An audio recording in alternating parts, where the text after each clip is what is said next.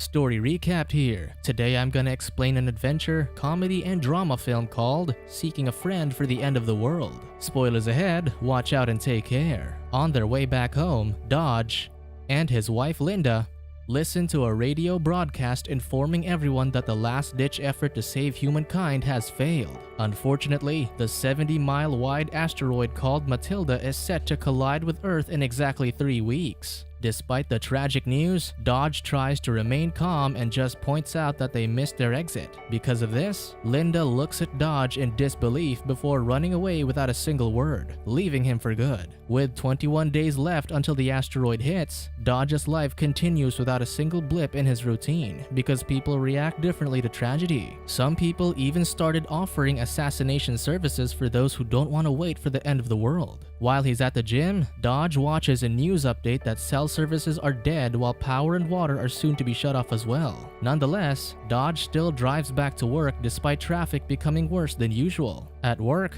Dodge, who's an insurance salesman, attends a meeting where their company is just giving away upper management executive positions. Dodge and his co-workers all react differently to the situation, but it's obvious that they all feel hopeless. When he gets back home to his apartment complex, Dodge checks his mailbox but sees it empty. Then, when he goes to his unit, he hears someone vacuuming inside. Dodge immediately assumes it's Linda, but it's just their weekly cleaner Elsa.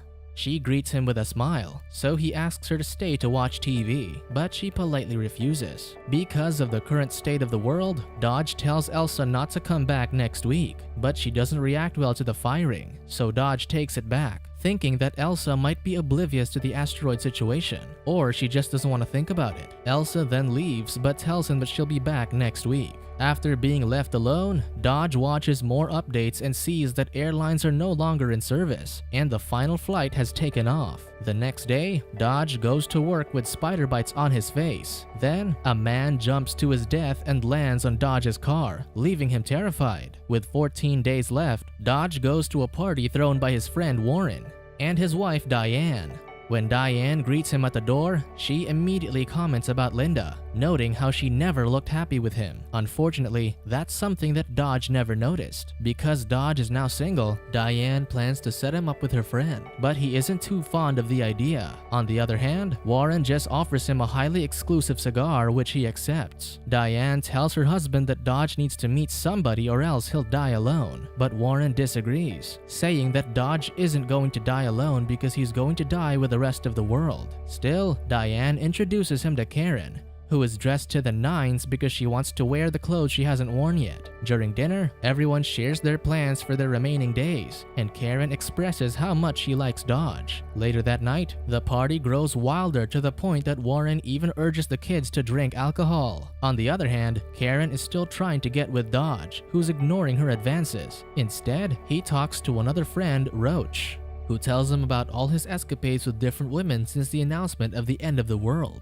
He even asks Dodge to have fun with him and Karen, but Dodge isn't into that kind of thing. Then, when his friends start doing hard drugs, Dodge chooses to hide in the bathroom. Moments later, Diane comes to check up on Dodge. Then, much to Dodge's surprise, Diane starts to kiss him, so he quickly pushes her away, pointing out that she's married to his friend. However, Diane disagrees, saying that nobody belongs to anyone anymore. Dodge ends up going home early to reminisce about his old life. He looks at a picture of him and his high school sweetheart, Olivia, and starts to play the harmonica. Then, suddenly, he sees a woman crying by the fire escape. When Dodge checks up on her, she immediately starts bawling in his arms despite not knowing him. As it turns out, the woman, Penny, is Dodge's downstairs neighbor. Aside from recently breaking up with her boyfriend, she also missed her flight and now has no means of getting back home. Dodge invites her in, so they introduce themselves to each other. After that, Penny takes a sip of Dodge's cough syrup with codeine and vodka, then offers him some weed, but he declines. Penny then tells him that the substance helps with her bad sleeping routine due to her hypersomnia, noting that she can sleep through the apocalypse. That night, Penny falls asleep on Dodge's couch. Sure enough, she doesn't wake up even when the television is playing loudly and Elsa is vacuuming in front of her. Dodge even pinches her nose, but Penny doesn't move an inch. Moments later, Penny wakes up, so Dodge walks her downstairs. As they arrive at Penny's place, she hands him his lost letters that mistakenly got put in her mailbox, noting that she kept them for years. Penny also asks Dodge about Linda, thinking that she's his roommate. She says she seemed so happy with her boyfriend, revealing that she used to bring a guy over to their apartment without Dodge's knowledge. Because of this revelation, Dodge goes back to his apartment and angrily disposes of Linda's belongings. He then goes to a park to drown his sorrows with a bottle of window cleaner. But despite the attempt to take his life, Dodge still wakes up the next day, only to find an abandoned dog tied to his foot and a paper that just says sorry.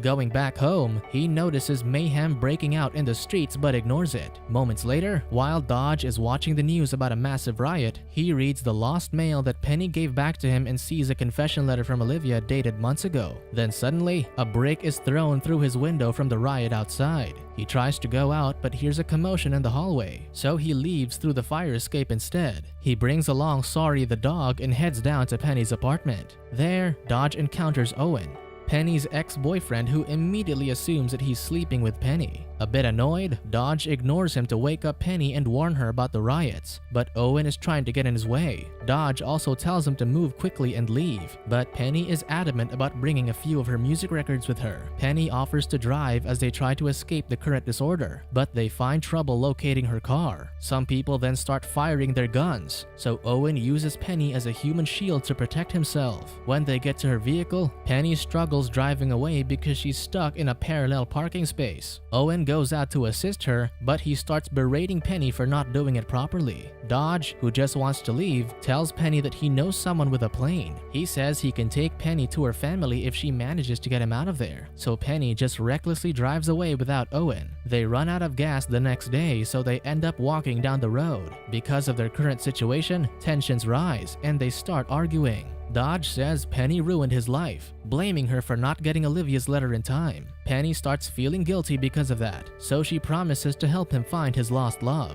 She then hails an oncoming vehicle and asks the driver, Glenn, to take them to Somerset, and the kind man gives them a lift. On the road, Penny makes Glenn share his life story, so he confesses that he was planning on killing himself after learning about the end of the world. However, he mentions that doing that won't get him into heaven. Then, while Glenn is talking, Dodge notices that he has shovels at the back of his truck, which makes him suspicious. Moments later, Glenn pulls over to take a leak and invites Dodge to come with him, but he refuses. Then, Penny takes Sorry out for a walk when Glenn comes back. Once Penny is gone, Glenn tells Dodge to kill him quickly, thinking he's the hitman he hired. Dodge is confused at first, but they manage to resolve the misunderstanding. Unfortunately, it isn't long before the real assassin shoots Glenn in the neck and speeds off. When Penny comes back, they bury him using the shovels in the vehicle. They then decide to use Glenn's truck, but since they accidentally buried the keys with him, they have to dig him up again. As Dodge and Penny continue driving and getting to know each other, they come across a restaurant called Frenzy's. They then meet Darcy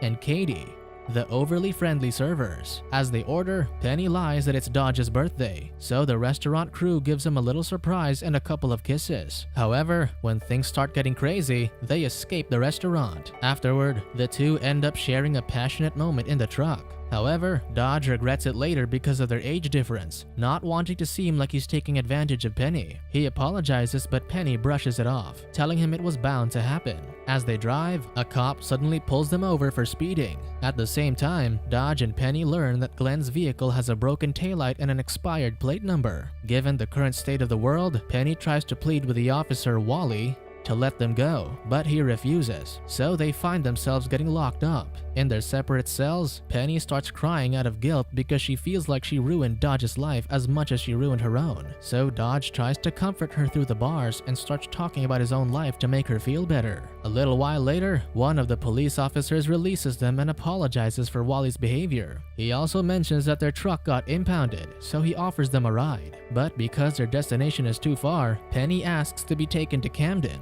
where Speck, a military man with a bomb shelter, lives. He also happens to be Penny's ex-boyfriend, and he is still in love with her. Speck then welcomes them to his titanium-walled basement and lets Penny speak to her family using a satellite phone. After that, Speck tells Dodge that there's no room for him in their shelter, but only for Penny. However, Penny doesn't plan to stay. Instead, she asks to borrow a car so she could take Dodge to Olivia. Together, they leave, but Speck tells Penny to return with the car. Eventually, they arrive at Olivia's place, but there isn't anyone home, so instead, they just break into the house and try to make themselves feel comfortable. Then, when Dodge wakes up from a nap later, he sees Penny preparing dinner. They share a peaceful moment to talk about mundane things next to the fireplace, and as Penny talks about the things she likes, Dodge just listens fondly. Moments later, Penny goes to the kitchen and finds Olivia's letter to her parents with a return address. She then shows it to Dodge and says they'll go there the next day. However, when they get to the address, Dodge doesn't knock or check inside despite thinking that Olivia is home.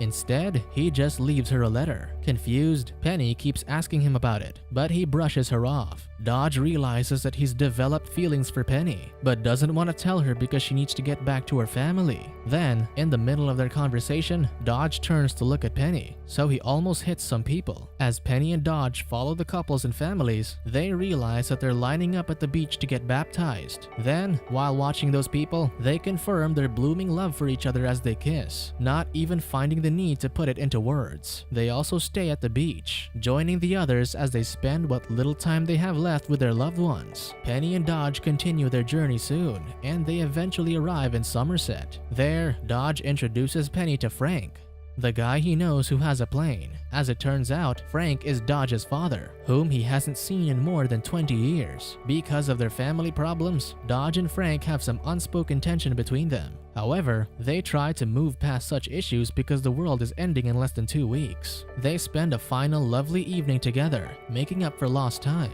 Then, when Penny finally falls asleep, Dodge carefully carries her to Frank's plane without even saying goodbye. But before leaving, Dodge confesses to a sleeping Penny that she's the love of his life. As Frank takes Penny back to England, Dodge returns home and finds a note from Karen, who's looking for him. He also finds Elsa cleaning his apartment, so he angrily tells her to leave and be with her family. However, Dodge takes back what he said when he sees how confused Elsa is, and she says she'll see him next week before leaving. Unfortunately, there is no more next week. As Dodge watches the final TV broadcast, the anchorman announces that the asteroid is arriving in exactly 16 hours. Because of that, Dodge goes down to Penny's apartment to spend his remaining hours there. He then starts listening to Penny's music records before lying down on the floor, waiting for the world's end. However, a few moments later, the power suddenly goes out. Sorry starts bothering Dodge, so he stands up to see what he wants. Then, he sees that Penny has returned for him, upset that he let her leave. As they reunite, Penny tells Dodge that she made Frank turn around when she woke up. They then lie down together, spending their final moments as Penny makes Dodge swear not to let her fall asleep. She also tells Dodge that she just wants to be with him, and of course, he feels the same way. To distract Penny, Dodge makes her talk about her childhood as explosions sound in the distance. Penny then cries in fear, but Dodge remains calm and tells her how madly in love he is with her. Dodge is just glad that he got to know Penny, and as they stare into each other's eyes, the asteroid finally hits. Subscribe to watch more videos like this. Turn on notifications. And leave a like, it really helps the channel out. Thank you for watching.